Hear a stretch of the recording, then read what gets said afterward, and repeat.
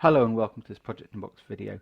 I'm Malcolm West, and in this video we're going to be talking about part 3 of our series, A Guide to Remote Working, looking to help people that have not got much experience before with working at home, to help out those that are going to be undoubtedly working at home over the coming weeks and months.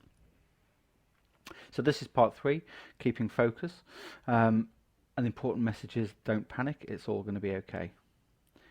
So part 3 is keeping focus. We've already talked about tools in part 1 and working environment in part 2. If you want to see those, you missed out on them, the links are in the comment section below. So in terms of keeping focus, we're going to break that into 3 areas: maintaining a routine, keeping up standards, and then looking at the advantages that we can find in working from home. So maintaining a routine. It's important that you keep working in the same way that you did when you were at work. You need to be as productive as you were before, so you're probably going to have to put the same number of hours in. At some point you're probably going to go back to working in the office and travelling, so it's good not to help it sort of not feel like it's something different and a holiday particularly. You get up at the same time that you would do if you were commuting. You keep the same working hours, so you should log on and start working at the same time that you did before. And if you checked emails on your commute on the train, then you should do that in that same sort of time zone.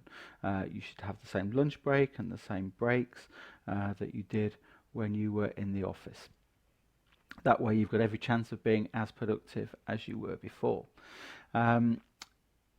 It doesn't necessarily mean that you're going to not save any time, because of course if you were commuting, and especially if you were driving, there's going to be a whole lot of time saved in between the getting up and the arriving at work, and of course you can use that time in far more productive ways and healthy ways.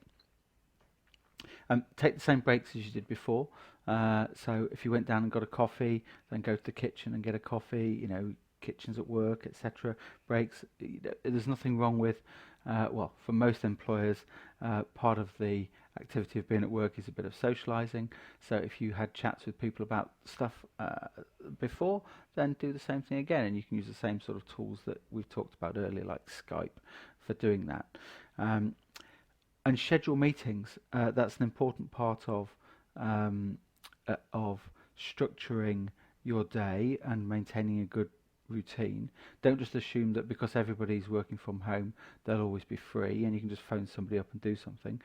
Schedule it as a meeting instead. Manage it in the same way as you would if you were in the office. Keeping up standards. So standards of dress is quite an important thing, actually. I'm not suggesting you should get necessarily fully suited and booted and sit there with your work shoes on, but having the right dress or some sort of appropriate dress definitely helps you be in the right frame of mind for working. If you try working, you hear people working from home sat in the dressing gown. That doesn't really put you in the right frame of mind for working. You won't be focused in the same way. Your brain will be on holiday. You'll feel like it's the weekend. So put a shirt and a tie on, or dress smartly. That act of getting up and getting dressed is part of putting you, in a routine for work. And it also helps with language as well. You tend to find you've got your business head on when you've got your business dress on. You will use more business language. You're less likely to use profanity when you're dressed in work clothes. So that's always a good idea.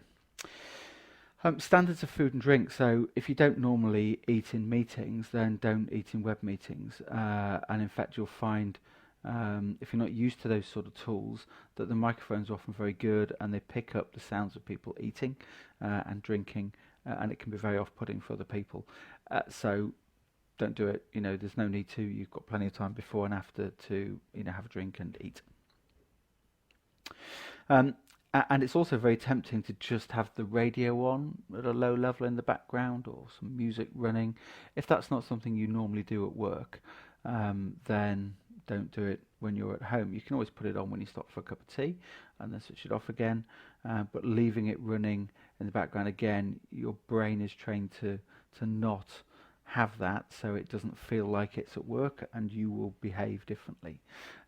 So these things will help you, put you in the right frame of mind for being um, for producing a positive outcome for your working from home time. But having said all that, there are many advantages, and you should look to maximize those where you can. So most people have to commute to work. Often that can be quite long and painful and stressful activity. Well, you're definitely not going to have to do that. You should force yourself to get up at the same time and use that time in a more productive way. Go out for a walk, spend some time with the kids before they get to school.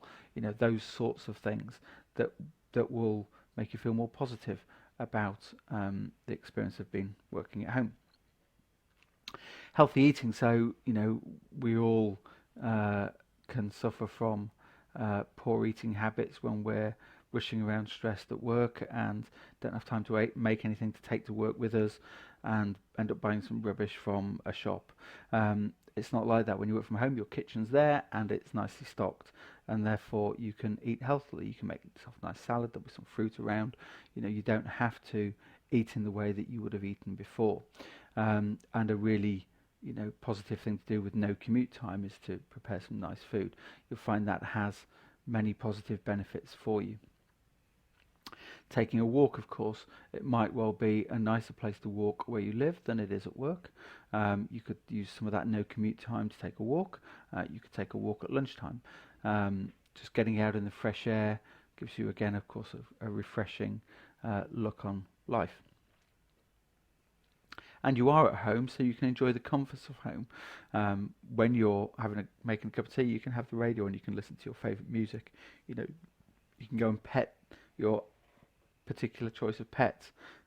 Those things are going to be available for you, and that's really nice. You'll switch off from work during your break times and enjoy that, so you're able to switch back on and work harder afterwards.